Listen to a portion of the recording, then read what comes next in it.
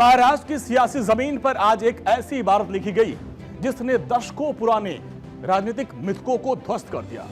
जिसे कभी केवल महानगरी चमक धमक और शहरों की पार्टी कहा जाता था, उस भारतीय जनता पार्टी ने आज सहस्त्राब्दी पहाड़ियों से लेकर मराठवाड़ा के सुदूर गांव तक अपनी सांगठनिक शक्ति का लोहा मनवाया है। और अब देखिए किस तरीके से आज महाराष्ट्र की सियासी फिजाओं में बीजेपी ने कमाल किया, वो आपको दिखाते हैं। बीजेपी का कमाल, महाराष्ट्र में ट्रिपल इंजन की सरकार। महाराष्ट्र की सियासी फिजाओं में आज ट्रिपल इंजन की सरकार का वो शोर गूंज रहा है जिसने विरोधियों की रणनीति को पूरी तरीके से ध्वस्त करके रख दिया। बीजेपी और उसकी सहयोगी पार्टी ने महाराष्ट्र के 29 में से 23 निकायों पर अपना परचम लहरा दिया है और यह साबित कर दिया कि जब केंद्र का विजन और राज्य का संकल्प और स्थानीय नेतृत्व का समन्वय मिलता है तो नतीजे ऐतिहासिक होते हैं। और इन निकाय में बीएमसी भी है। अब आपको विस्तार से बताते हैं कि किस तरीके से महाराष्ट्र निकाय चुनाव को लेकर जो विजय हुई है, बम्पर विजय आई, उसको लेकर प्रधानमंत्री नरेंद्र मोदी की भी प्रतिक्रिया सामने आई। पीएम मोदी ने सोशल मीडिया प्लेटफॉर्म एक्स पर लिखा और कार्यकर्ताओं को धन्यवाद दिया। और प्रधानमंत्री मोदी ने एक्स पर जो पोस्ट किया वो आपको दिखाते हैं। प्रधानमंत्री मोदी ने लिखा, धन्यवाद महाराष्ट्र राज्य के मेहनती लोगों ने एनडीए के जन समर्थक सुशासन के एजेंडे को अपना आशीर्वाद दिया। अलग अलग नगर निगम चुनाव के नतीजे बताते हैं कि महाराष्ट्र के लोगों के साथ एनडीए का रिश्ता और मजबूत हुआ है। हमारा ट्रैक रिकॉर्ड और विकास का विजन लोगों को पसंद आया। पूरे महाराष्ट्र के लोगों का मैं आभारी हूं और ये रोड प्रगति को गति देने और राज्य की शानदार संस्कृति का जश्न मनाने का है और महाराष्ट्र की जनता का उन्होंने धन्यवाद दिया है। तो प्रधानमंत्री मोदी के साथ साथ तमाम जो दिग्गज नेता हैं उन्होंने इस विजय को लेकर शानदार बधाई दी है। वैसे अगर नजर 29 निकाय चुनाव पर डालें तो सबसे ज्यादा फोकस बीएमसी पर था, क्योंकि बीएमसी को देश का सबसे अमीर नगर निगम कहा जाता है और इस नगर निगम का बजट दिल्ली नगर निगम के बजट से करीब 4 गुना अधिक है। अब इसके बारे में भी आपको बताते हैं कि किस तरीके से बजट क्या है, फिर आपको समझ में आएगा। देखिए नगर निगम का जो बजट है, हम आपको जो जितने महानगर उनके बारे में बताते हैं। मुंबई में आप देखिए लगभग 44,427 करोड़ का बजट, 74,000 है। देखिए 74,427 करोड़ का बजट है और ये इसको कहा जाता है कि देश की सबसे अमीर नगर पालिका। इसके बाद दिल्ली का नंबर आता है जहां पर 17,002 करोड़ का बजट है और तीसरे स्थान पर है बेंगलुरु जहां पर 13,000 करोड़ का बजट है। और चेन्नई की बात कर लें 8,404 करोड़ का यहां पर बजट है और कोलकाता 5,639 करोड़ का बजट है। और आप देखिए किस तरीके से कोलकाता से 13 गुना ज्यादा है मुंबई का, चेन्नई से 8 गुना से अधिक बजट है मुंबई का, बेंगलुरु से लगभग 6 गुना अधिक बजट है बीएमसी का और दिल्ली से लगभग 4.5 गुना बजट अधिक है बीएमसी का। और इसलिए इसकी जो जंग है वो काफी महत्वपूर्ण हो जाती है और सभी पार्टियों ने अपनी पूरी ताकत झोंक दी थी। लेकिन बीएमसी पर भगवा लहराने के लिए बीजेपी काफी दिनों से लगी हुई थी। 2017 के चुनाव में बीजेपी दूसरे नंबर पर थी और इस बार बीजेपी ने ठाकरे ब्रदर्स को जोर का सेटबैक दिया और सहयोगी पार्टी एनसीपी के साथ बीएमसी पर कब्जा कर लिया। यह पहला मौका है जब बीएमसी में सत्ता परिवर्तन हुआ है लंबे अरसे के बाद और बीजेपी का मेयर होगा। चुनाव में बीजेपी का जो स्ट्राइक रेट है वो सबसे ज्यादा 227 सीट में से 215 के रुझान जो सामने आए हैं। अब उसमें आप देखिए बीजेपी प्लस को 112 सीट पर या तो जीत दर्ज कर ली है या फिर उस पर बढ़त बनाई हुई है। इसके बाद से बीजेपी उत्साहित है। प्रधानमंत्री श्री नरेंद्र मोदी जी के नेतृत्व में जो अपार लोकप्रियता भारतीय जनता पार्टी को हासिल हुई है उसके ये व्यापक विस्तार का एक चरण है। मुंबई में हमारी ये शानदार जीत और नगर पालिकाओं में हमारी ये शानदार जीत दर्शाती है कि युवा पीढ़ी ने भी बड़े उत्साह के साथ भाजपा और महायुति का पुरजोर समर्थन किया है। हम इसके द्वारा कह सकते हैं कि जेन ज़ी ने ये वीपी के पक्ष में मतदान दिया है।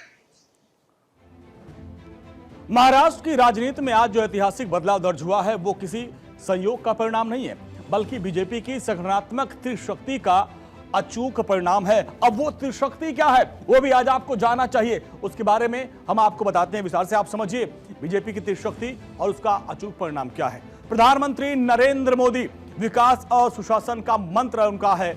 गृह मंत्री अमित शाह की सटीक चुनावी रणनीति और तीसरे सीएम देवेंद्र फडणवीस का जमीन पर कुशल क्रियान्वयन, और यही वो त्रिशक्ति हैं और जिनके निर्णय से ये ऐतिहासिक परिणाम आया है। नगर निकाय का चुनाव केवल नारों से नहीं बल्कि पसीने से जीते जाते हैं, और महाराष्ट्र के निकाय चुनाव के आंकड़ों ने इस सच्चाई पर मुहर लगा दी।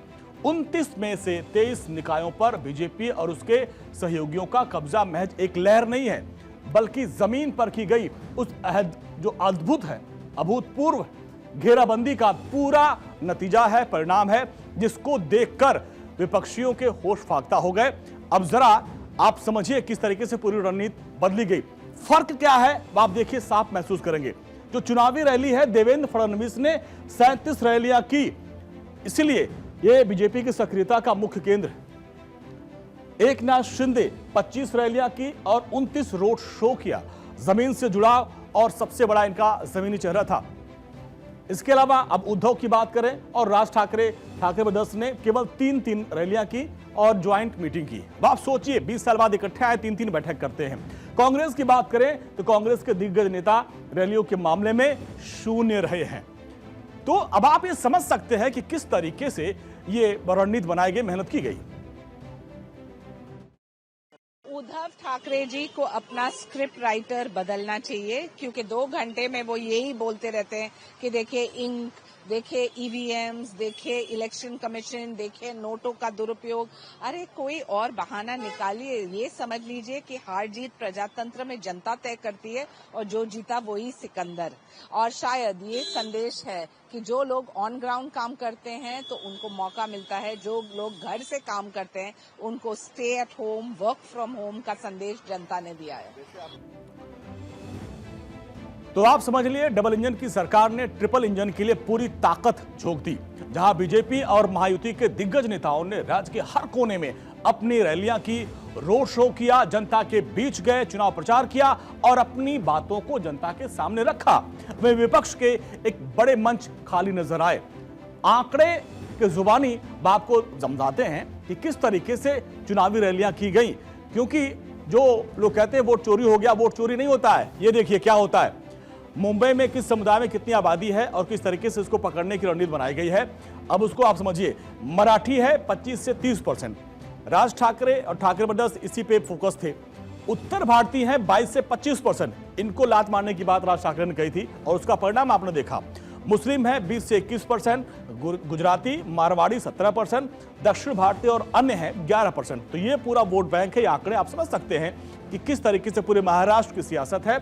और यहां तक पहुंचने के लिए बीजेपी और उनके साथियों ने अपनी पूरी ताकत लगा दी थी और पूरा समीकरण बांधा था। और चाणक्य कहे जाने वाले गृह मंत्री अमित शाह ने रणनीति बनाई और अपने कुशल रणनीति से और जमीनी पकड़ के चलते देवेंद्र फडणवीस और शिंदे ने उस लक्ष्य को प्राप्त किया, क्योंकि दोनों पार्टियों को सभी वर्गों का समर्थन मिला। और मुंबई में किस समुदाय की कितनी आबादी है वो आपने जाना और उस पर किस तरीके से रणनीति के तहत काम किया गया वो आपने देखा होगा। तो इस पूरे मामले में आपने आंकड़ों में देखा कि चाहे वो उद्धव ठाकरे और राज ठाकरे की बात हो या फिर कांग्रेस, इन लोगों ने चुनाव में रैलियां बहुत कम की हैं। अब बीएमसी चुनाव ठाकरे ब्रदर्स के लिए प्रतिष्ठा की लड़ाई माना जा रहा था, लेकिन वो इसमें फेल हो गए।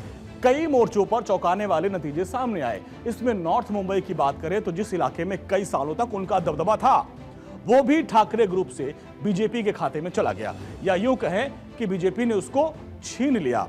नॉर्थ मुंबई वार्ड में 19 को ठाकरे का गढ़ माना जाता था।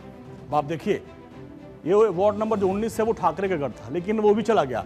पिछले 20 साल से इस वार्ड पर शिवसेना का कब्जा था, दबदबा हुआ करता था शिवसेना का, लेकिन अब इस वार्ड पर बीजेपी ने अपना परचम लहरा दिया। अब देखिए कि बीजेपी के दीक्षा कवशंकर ने जीत दर्ज की है, शिवसेना को मात दे दी है, यानी छीन ली जीत और मेहनत की है। तो महाराष्ट्र की राजनीतिक बिसात पर इस बार का जो मुकाबला है वो बेहद ही दिलचस्प था और केवल पार्टियों के बीच नहीं था, दो विचारधाराओं और दो कार्यशैलियों के बीच था। एक तरफ बीजेपी और महायुति का विकास और हिंदुत्व का समावेशी एजेंडा था और दूसरी ओर ठाकरे बंधुओं का वही 3 दशक पुराना क्षेत्रवाद का दाव, मराठी मानुष वाला दाव। उद्धव और राज ठाकरे अपने चिर परिचित अंदाज में क्षेत्रीय राजनीति का सहारा लिया, उत्तर भारतीयों और दक्षिण भारतीयों को निशाना बनाने की पुरानी स्क्रिप्ट फिर से लेकर आए और इस उम्मीद में कि शायद मराठी मानुष और भूमिपुत्रों के नाम पर ध्रुवीकरण हो जाएगा और उनको फायदा मिल जाएगा, लेकिन ऐसा हुआ नहीं। अब जरा आंकड़े आपको दिखाते हैं कि किस तरीके से खेल हुआ यहां पे। अब देखिए, मराठी मानुष का जो साथ था वो ठाकरे ब्रदर्स को मिला। एक्सिस माई इंडिया के सर्वे में बताया कि 49% मराठी वोटर्स इन्हीं के पक्ष में गए। ये देखिए, थोड़ी रणनीति काम आई, 49% आए। बीजेपी और सहयोगियों को 30% मराठी मतदाताओं ने वोट किया। उत्तर भारतीय और दक्षिण भारतीय मतदाताओं ने बीजेपी प्लस के पूरा अपना साथ समर्थन दिया, क्योंकि जिस तरीके से राज ठाकरे ने बयान दिया उसका नेगेटिव असर पड़ा। बीजेपी प्लस को 68% उत्तर भारतीय और 61% दक्षिण भारतीय वोटर्स ने वोट दिया। शिवसेना उद्धव गुट की बात करें तो इस गठबंधन को 19% उत्तर भारतीयों और 21% दक्षिण भारतीयों का साथ मिला। तो इस तरीके से पूरी रणनीति बनाई गई और जहां पर ठाकरे बंधु फेल हुए और खासकर राज ठाकरे ने जो लास्ट टाइम पे बयान दिया था कि लात मारेंगे हम, वो उनके लिए नेगेटिव हो गया। तो इस वजह से ये जो बम्पर जीत हुई है बीएमसी में, महाराष्ट्र के बीएमसी समेत 29 नगर निगम में बीजेपी और महायुति की जीत केवल स्थानीय चुनाव का परिणाम नहीं है, बल्कि इस साल 2026 में होने वाले 5 राज्यों के विधानसभा चुनाव के लिए एक शक्तिशाली इलेक्शन नैरेटिव तैयार हो गया है।